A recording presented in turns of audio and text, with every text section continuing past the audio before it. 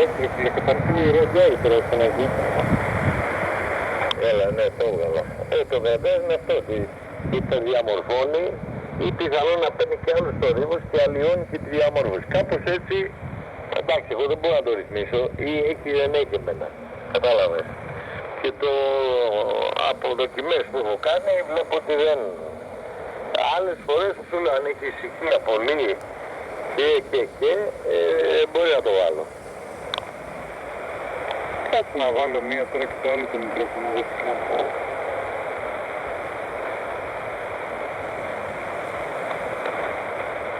Χάσαμε και τον ακροατή, δεν πέταγε κανένα χοχό μου, πέταγε κανένα περίεργο, να πούμε να της βαρέθηκε μάλλον. Έλα. Και αυτό είναι τώρα το βάθος εδώ. 1, 2, 3, 4, 5, έλα. Όχι, όχι. Και μουντό είναι και παίρνει πιο πολύ τον ανεμιστήρα και είναι και μουντό τώρα. Θέλει άλλη ρύθμιση αυτό. Αυτό θέλει άλλα πράγματα, αλλά τώρα αυτό παίρνει παραπάνω γιατί είναι βάθος. Μετά πάμε στο γραφείο και παίρνει δηλαδή ότι παίρνει τον ήχο, παίρνει τους κραδασμούς. Αλλά το ίδιο γραφείο, μικρόφωνο το ενισχυμένο και το linear.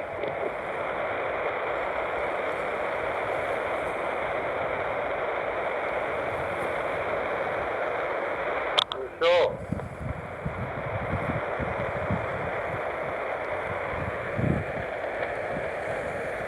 Έλα, ναι, κατάλαβα τι λένε. Ναι, φαίνεται. Τώρα είναι πολύ πιο έντονα όλα και μέσα και γίνεται ένας ψιλοκταρμάς.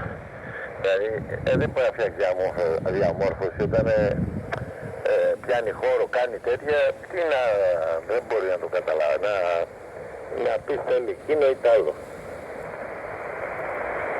Ναι, θα ξεχάσει το επόμενο που θα κάνω θα είναι η πρώτη.